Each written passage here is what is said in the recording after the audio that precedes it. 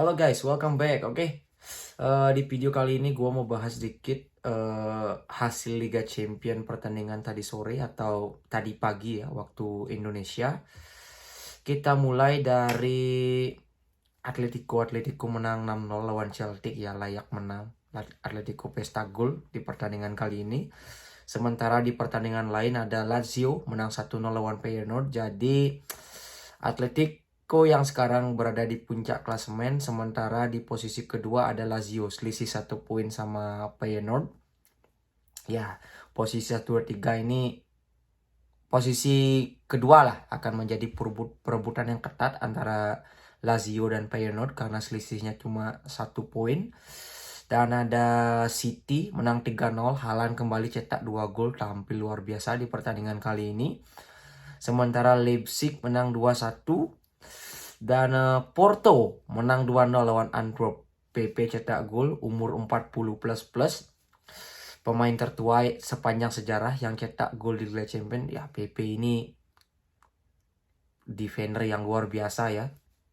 Gua salah satu fansnya ketika dia main di Real Madrid. Sekarang makin tua makin jadi. Sekarang performanya lumayan oke dan temperamennya itu agak turun sekarang. Lebih dewasa dari PP yang kita tahu yang dulu ya. Bahas beberapa match yang seru. Ada Dortmund Newcastle. Ya, kembali Newcastle terbukti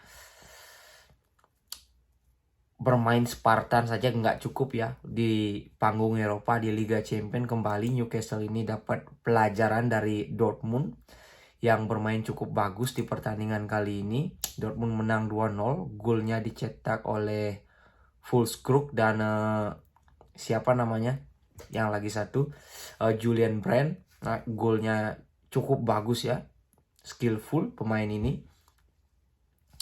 Ya, dari awal-awal babak pertama Dortmund ini dari segi peluang menguasai ya, cetak lebih banyak peluang daripada Newcastle. Oke, Newcastle menguasai penguasaan bola, tapi berapa peluang berbahaya yang dibikin Newcastle? Ya cuma beberapa aja. Ya, Dortmund layak menang di pertandingan kali ini dari segi permainan, dari segi efektivitas.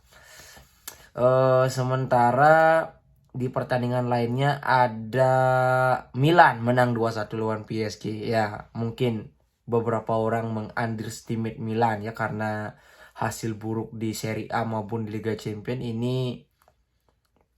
2 gol pertama Milan by the way di Liga Champions musim ini, karena di 2 pertandingan sebelumnya Milan gagal cetak gol. Kita bahas line up-nya sedikit ya, karena ini match ini ya lumayan seru lah di atas kertas. Milan menurunkan formasi 4-2-3-1, Maignan di penjaga gawang, Calabria di kanan, Theo Hernandez di bek kiri, dan Tomori dan Thiaw di duet bek tengah. Sementara di double pivot ada Tijani, Yunus Musa, dan di posisi nomor 10 kali ini dipasang Loftus-Cheek yang bermain cukup bagus ya. Salah satu pemain yang menonjol kalau gue bilang di pertandingan kali ini. Sementara di sayap kanan ada Pulisic dan di kiri Leao dan strikernya Giroud. Sementara di PSG ada Donnarumma di penjaga gawang. Ya, ada sebuah intrik yang menarik ya di pertandingan kali ini. Fansnya Milan itu bawa duit dolar palsu yang ada gambar Donnarummanya. Jadi sebelum pertandingan dimulai itu ya Donnarumma dilemparin pakai itu karena Donnarumma pindah secara gratis ke PSG. Ya, menurut gua di sepak bola modern ini hal-hal yang wajar saja ya. Pemain itu nyari duit. Tapi ya itu sikap orang masing-masing ya. Sementara di bek kiri ada Lucas Hernandez, Skriniar dan Marquinhos bek tengah, dan Hakimi di bek kanan.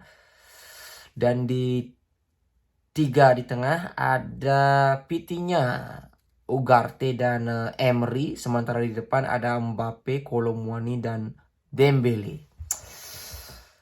Kita mulai bahas sedikit dari awal-awal babak pertama. Milan mempunyai inisiatif menyerang dan dapat beberapa peluang berbahaya ya di awal-awal. Ya, dapat peluang besar kalau dibilang.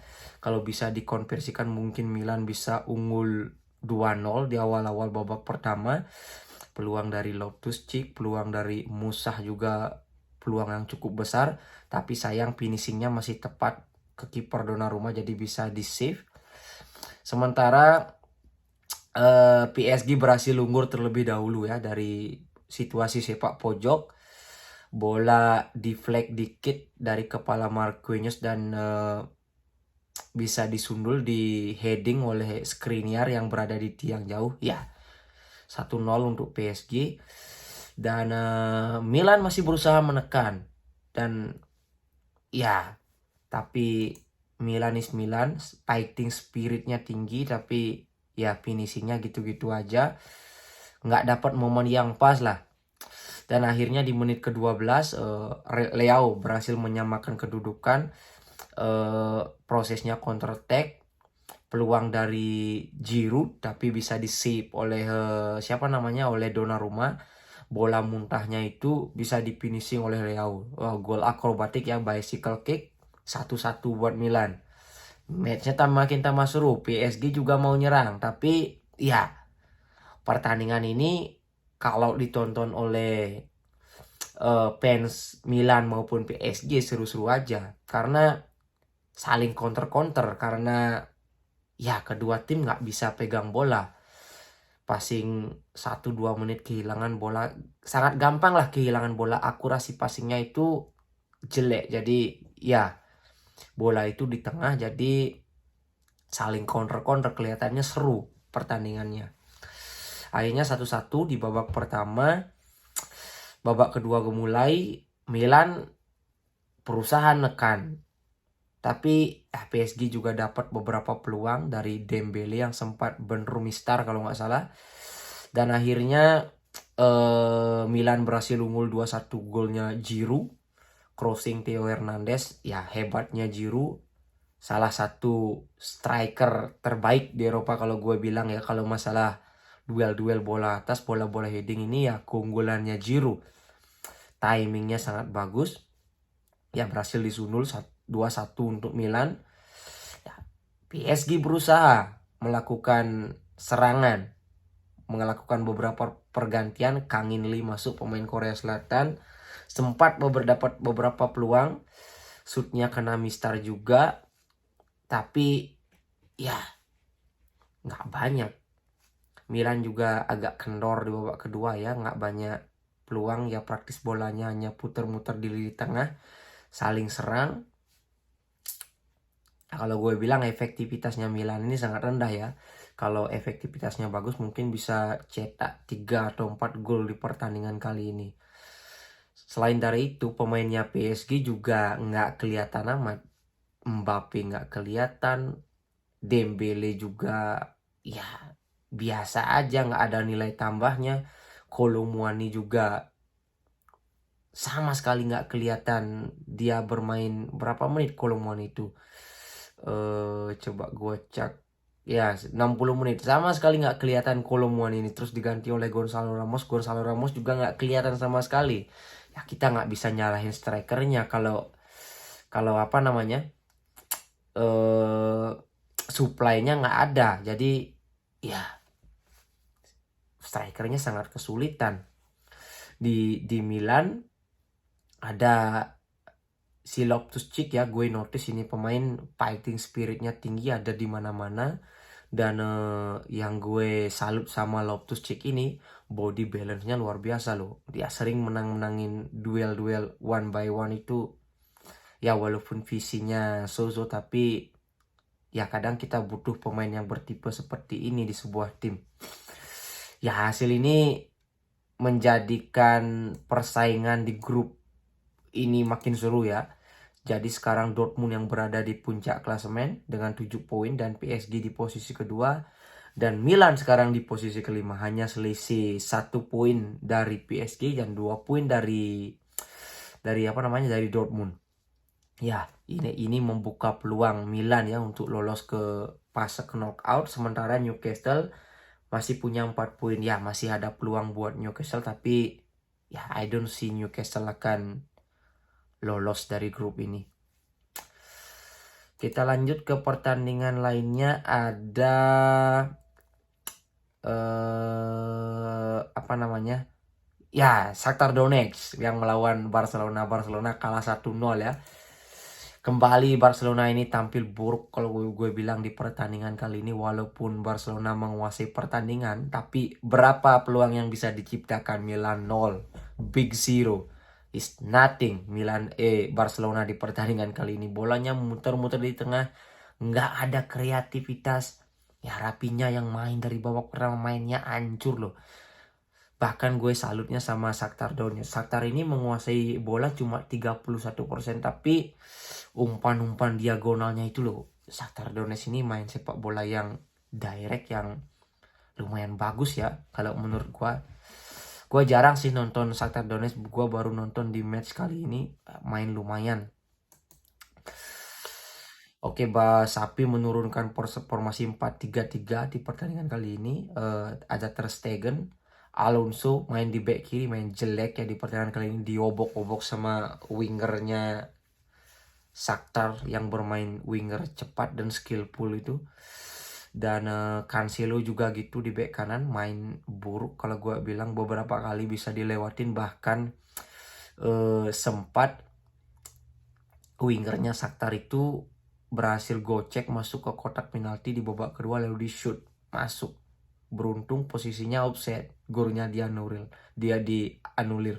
Sementara di back tengah ada Christensen bersama Araujo.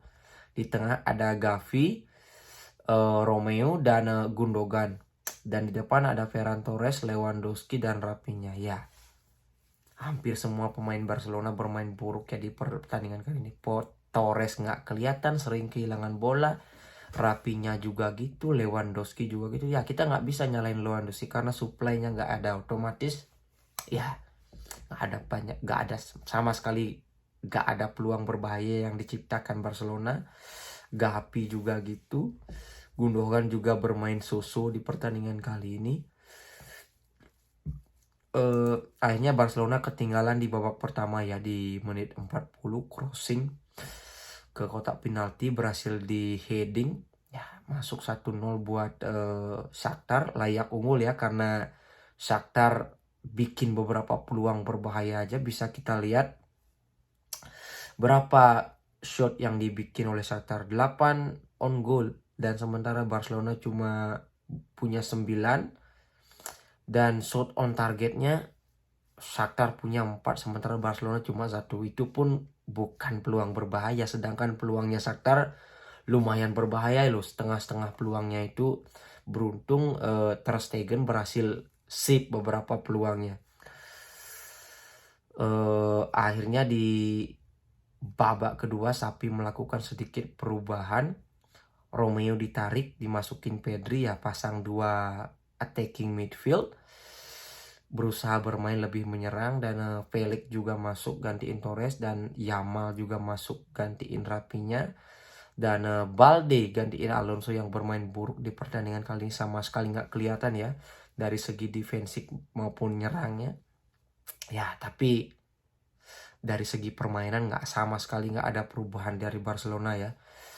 Bermain buruk juga di babak kedua, sering kehilangan bola di sepertiga lapangan ya. Oke, Barcelona bisa menguasai di setengah lapangan, tapi ketika masuk di kotak penalti seperti sama sekali nggak ada kreativitas, nggak ada kombinasi yang bisa dilakuin ya oleh pemain Barcelona ini. Ya, ini akan jadi PR besar buat Sapi, karena gua melihat di musim ini, gua melihat bukan Barcelona yang kita tahu. Ya, minim kreativitas, menangnya juga gitu, menang 1-0 kayak kemarin, menang di menit-menit akhir. Ya, sebuah tim Barcelona, tim besar. Standar ini gue berlakuin ke semua tim seperti Madrid, Barcelona, Bayern, MU, City. Ya, kan gue anggap klub besar. Jadi harus mendominasi dan bikin banyak peluang. Jadi sekarang Barcelona masih berada di puncak klasemen dengan Porto sekarang yang berada di puncak klasemen dengan 9 poin. Sementara Barcelona ada di posisi kedua dengan 9 poin juga. hanya beda selisih gol ya. Sementara Shakhtar Donetsk ada di posisi ketiga. Jadi selisihnya 3 poin dari ketiga tim ini. Sorry. Jadi ya Donetsk masih punya peluang, tapi ya gue rasa Porto dan Barcelona nggak akan lepas kesempatan ini. Oke, sekian dulu untuk ulasan pertandingan kali ini. Jadi besok ada beberapa match seru juga. Ada Napoli yang melawan Berlin, Madrid juga main, MU juga main lawan Copenhagen. Ini akan menjadi ya laga hidup matinya MU kalau gue bilang di Liga Champions. Kalau mau lolos, MU mau nggak mau harus menang juga. Madrid juga main besok. Ya, oke. Sekian dulu video kali ini. Sampai ketemu besok. Gue akan bikin review juga untuk besok. Oke, see you.